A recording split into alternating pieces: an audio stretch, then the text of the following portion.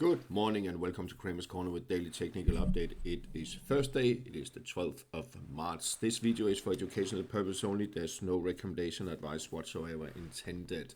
So let's see what happened in the US market last night. We had a bit of a comeback to the oil and gas exploration companies yesterday. Really strong bounce there indeed.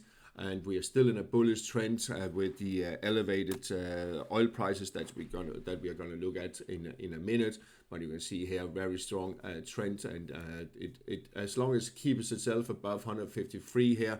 This is the ETF, the State Street's SPDR ETF.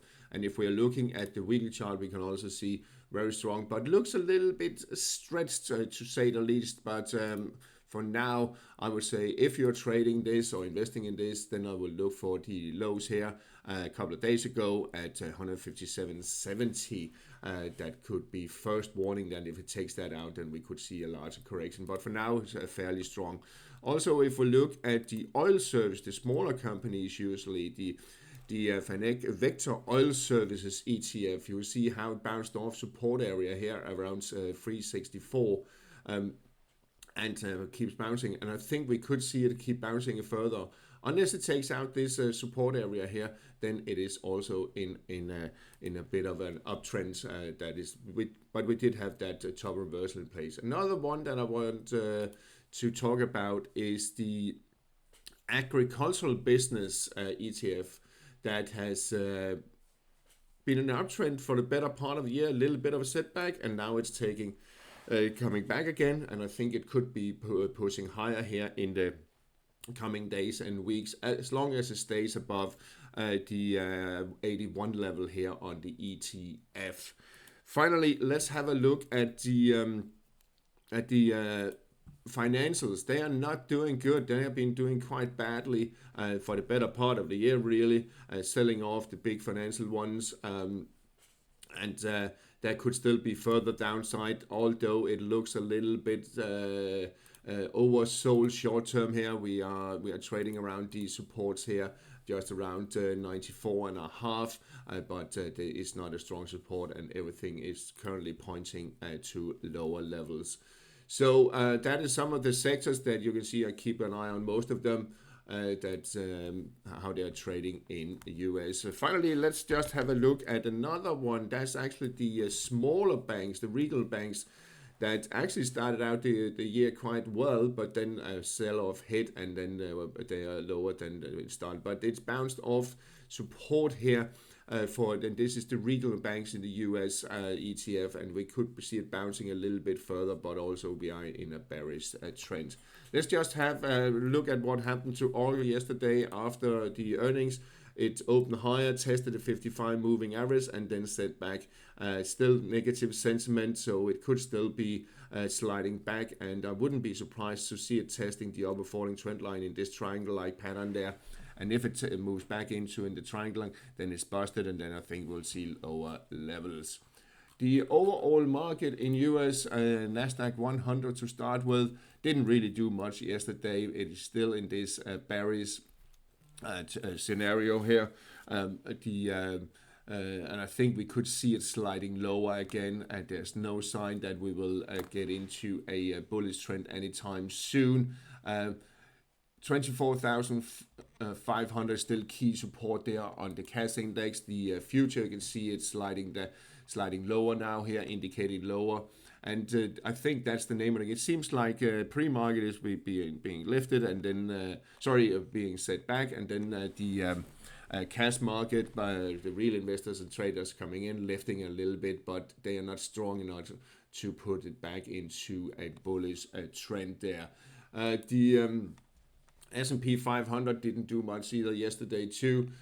Still here in the cloud, but we also have negative sentiment. We are in a bearish trend. We see lower lows, lower highs, lower lows, and we could have a new lower low here. I wouldn't be surprised to see that going into the end of March, really. So be careful with your investments. We have the pre-market, the future testing the support there, 6,720. and then we have a 66.55 down here, and then 65.40. So there is still risk to the downside, negative sentiment all around, and the same picture on the Dow Jones. Here it's actually setting back even more, so we could see these lows here being tested, and I wouldn't be surprised to see Dow Jones down here at around 45,800. And again, that is some of the financials dragging it lower, some of the techs that are not doing too well either. It's only at the moment the oil service that is doing fairly well. The Russell 2000 small cap didn't do much either. It is in a bearish trend, but key support down here 245. In Asia, Seng setting back again, and yes, we are in a bearish trend, and I think we will see it sliding lower here. Key support here 25,000, just above there. That should be observed. You can see it several times it tested this region there, never closed below, and that will be key 25,145. Closing below, then there's potential there to the 24,475. Nikkei fairly weak also this morning here. Still positive sentiment on the future, but I think we will see it also maybe sliding lower. If it's taking out the 53,600 once again, then I think the key strong support here at 51,170 will once again come under pressure. In Europe, EUROSTOXX 50, a little bit back yesterday, still below 100 moving average, still negative sentiment on the RSI, and testing the lower part of the cloud there. So we are also in a bearish scenario here in the EUROSTOXX 50, and we can see here pre-market, it is actually trading below the cloud there. So we could see a further selling pressure here the coming days, unless, and it needs to get back above 5,900. DAX index also lower yesterday, back here just above 23,500. And if we're looking at pre-market, you will see it actually trading back below. So still a little bit, it seems a little bit overdone, but again, I think we will see it have another go at the 23,000 level here. I wouldn't be too surprised to see that, but at least it's not that we are turning into a bullish trend anytime soon. There could be some stocks that could be a little bit more positive than others, obviously. The FX market still fairly quiet. You have euro dollar now setting back a little bit. So we have a strengthening of the dollar here, pushing lower towards 115. Could test these lows here, maybe 114.70 support there, and then there's risk down to around 114. We have negative sentiment on the RSI, bearish trends, and we see all the moving averages now turning around, pushing it lower. So I think we will see it down in this region here eventually. The cable sterling dollar rejected there at the falling trend line, also setting back, and we could have a retest of the 133, possibly taking out the lows there. And if it does, then we're looking at 131.60, possibly lower.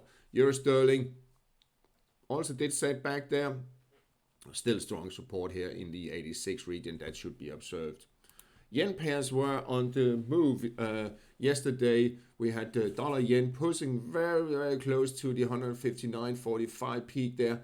I think it will take it out, but it's not that convincing, and we could still see it setting back a little bit. So be cautious. If you see it setting back a little bit, look out for supports, and then you will draw a Fibonacci on this one here, from here to there. But again, I'm not convinced that we have seen a peak. I still think we could see it pushing higher, although it's a little bit stressed. The positive sentiment on the RSI indicating likely higher levels. Euro yen, still this range here between 184.75 and 182.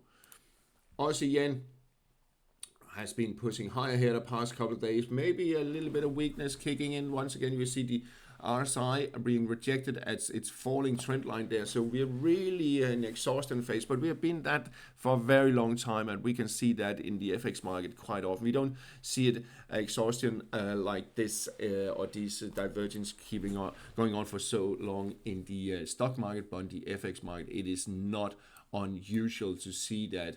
So pushing higher here. I think we could see it moving towards 115. We were just to 114 there, but 115 is definitely not out of the question that we could push to there. But as you can see, every time there's very nice uptrends there. And for now, as long as it stays above 110.20, it's still the bullish trend intact and above the rising trend line. Excuse me. Sterling yen testing the 786 retracement there at 213.35, setting back, but it is above the cloud. It is in a bullish trend, higher high, higher low, higher high here, confirmed. RSI confirmed above 60 threshold, little bit of a setback, and then I think next wave it will push it higher. And if it takes out 215, then we are suddenly looking at 217, 218. So a fairly strong bullish trend there. But again, be careful. We could see some setbacks here in these fairly volatile markets. Aussie dollar also higher, took out the peaks there. We are in the bullish trend, although yes, it is confirmed by a positive sentiment on the RSI. And if you want to know how I use RSI, there's a video out there. I know it's fairly long, but you can hop around in it and watch, especially when I talk about divergencies and these 60 thresholds. So we are still in a positive sentiment here. But as we can see, it's also declining. So we have a little bit of an exhaustion there, but again, trust the trend, higher highs and higher lows and higher highs, and I still think we will see it testing at 72, possibly higher here in the coming weeks. As long as it stays above 69.40, then we are in this bullish trend. Dollar Canada can't really make up its mind what it want to do. I still believe we'll see it pushing lower, but we are in a bouncing mode that could take it up to 136.40, 36.65, maybe the 61.8 retracement. However, then we have the 100 moving average coming down there. Give it a couple of days, then it's breaking below the 200 moving average. We have the 55 pushing it down there. So really interesting scenario here, but it's not a clear picture. A little bit frustrating. I think we'll see this bounce, and then we'll see it setting back. Negative sentiment, no divergence on the RSI, indicating likely lower levels on dollar Canada. Sterling Canada, a little bit of a bounce, not much, and then I think we are slightly lower. Still negative sentiment, no divergence, also indicating likely lower levels on Sterling Canada, and we could see it pushing down to 180 once again. We see all moving averages declining there. However, if it takes out 183 and a change, then there could be correction up to around 184.40, 45. Euro Swiss, well, not doing much at the moment, but still in a bearish trend, no divergence, indicating likely lower levels. So again, do expect some corrections, so be careful what you're doing. You should always be careful, especially with these volatile pairs there. Dollar Swiss testing currently the resistance here, key resistance here at 78.20. It has tested it so many times, spiked above and then collapsed again. Is this the time that it will push higher? I think it will, and that for several reasons. Because first of all, it has failed to really sell off there, and it is crawling above the 55 moving average. Yes, it is trying to push it lower, but I think we could have another go at that level up here at the 61.8 retracement at 78.70. So let's see. But if it fails again, well, keep an eye on this 77.50 as support there. So that's the range to look out for. And also keep an eye on 60 threshold. Will it get back above 60 threshold or not, the RSI? Dollar index open above 99.31. So that would be key to watch. We have positive sentiment on the RSI, indicating likely higher levels. We have 55 moving average turning around, and also the 200 slowly, and the 100 also here. So nevertheless, I think we will see higher dollar index levels here in the coming days and weeks, and we could see it above 100 to 100 spot 35, this peak here. So little bit change of event here, but we were warned about it when it got back above the cloud and RSI in a positive sentiment. The metals market can't really get its mojo back, so we're basically just humming away, slightly positive, slightly bullish, but it can't get, you know, its acts together and push higher here on the gold spot market, testing the resistance there at 5,206 a couple of times, spiked above and then sat back again. So really not convincing. Testing this, kind of hugging this lower rising trend line here. However, we are still in a bullish trend as long as we stay above 49.95. If we take out that, especially when it close, but if we take out that, well, then we could have a different situation where we see a larger correction lower again. The silver, more or less the same picture, was a little bit of sell-off yesterday. You can see it's hugging this 61.8 retracement there at 89.36.5. That's where we are at the moment. So not that convincing. Yes, we have a higher high, higher low. We need a higher high to further confirm our trend, but we actually have higher high, higher low, higher high, higher low. Can we have another higher high to push higher? That will be a key towards, and especially if it takes out, I think we will see it if it takes out that 90 level there again, and then we are looking at 96.45. Platinum really not doing much either, more or less the same picture, but there's the little about a buy here with the 55 moving average, kind of actually putting a lid on it here, so that will also be a little bit of struggling for the platinum to push higher. Copper, well, 61.8 retracement there at 595. Seems to be a little bit of a struggle there. Still positive sentiment, but it is not very convincing. It's still this big range here, 614 and 560 level. Moving on to the energy market and the crude oil, WTI crude oil. A lot of volatility once again. We spiked above the minor resistance there at 91.48, and we spiked higher. So what will it do? Will it push higher? Extremely volatile. And what I will do, I will again have a look at the 1 hour, the 60-minute chart, so we can see it's actually slowly building an uptrend here. Then it got above this resistance there, as we talked about, just around 91.50. Setting back again, testing the 100 hourly moving average, but we can also see the 55 turning around here. So I think we will see a setback, and then we can see another push higher. But for next few hours, expect a little bit of a setback there. But we are slowly trying to build an uptrend intraday, and you can also see it's pushing higher here. But extremely volatile. However, positive sentiment on the RSI, and there's no divergence indicating we could see higher levels, and I wouldn't be surprised to see that. Again, this is not trading wise, so I'm not saying you should buy it and push higher. Brent crude oil, more or less the same picture, and let's have a look at the intraday here.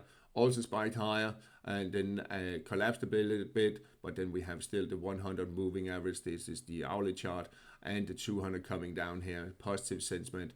We just need the 55 to turn around. It is a little bit depressed at the moment, so be careful. But I think if we take out the peak today, well, then we could see another strong bullish move. European nat gas, also extremely volatile. We have here this morning opened higher, and what it actually did, well, after this massive move up there and then a setback to the 61.8 retracement there, just above 45 euros, bounced, and then I added new Fibonacci levels of this sell-off there, and we're just below the 38.2 retracement. I think if it takes out that, then we could have another go at the 60 level, and the support down here around 45 euros should be observed. If it takes out that, then suddenly we could see it sliding back to 40 euro levels. US nat gas, well, in the bigger picture, not really doing much, trading around just above $3. I'm not sure we will see higher levels on gas, US nat gas. We can see 55 coming down here, crossed below the 200 moving average. Both of them are declining, so there is strong overhead resistance here in the free $3.5 level, and again here at 365, that is also strong, fairly strong. So there will be some strong overhead resistance for the US nat gas. On the interest rate side, Treasury yields, US 10-year Treasury yields, flirting with the upper part of cloud. We are above 420, we are above the 786 retracement. We are currently also above 60 threshold, actually closed above yesterday. So we are at a positive sentiment, indicating we could see higher levels. We can see 55 turned around there, rising now, 100 also. So maybe a little bit of a setback, but it would not be a surprise if we try to get up to this 430 again, really strong resistance up there, and then maybe a setback. So that was a bit of a turnaround event here at the past few days. Moving on to the European yields, and let's start with EU 10 that pushed higher yesterday, also spiking higher today. So will we see it testing 3%? It is not unlikely that we do that. I mean, positive sentiment is a bullish trend. So yes, maybe we will see it testing 3%. So fairly strong move there indeed. We're not too happy about that, but that's how it is. The UK or Great Britain, the 10-year also bullish trend.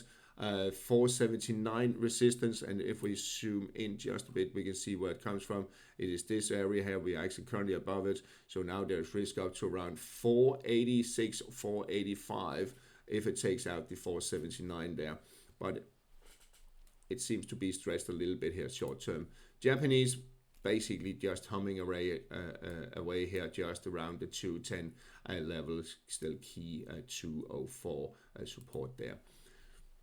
Not much to report on Bitcoin. It's been very boring lately, just basically trading sideways. 74,500 resistance and 60,000 resistance is key. Then let's look at Ethereum. Also basically just sideways in a very tight range, but 1740 key support. All right, that's all for today. Have a nice day and keep charting out there. And do take a look at another educational piece I did on relative strength index and volume, how I use it, how you can use it in your charting, and then you maybe better also understand what I'm actually talking about doing these videos. Have a nice day.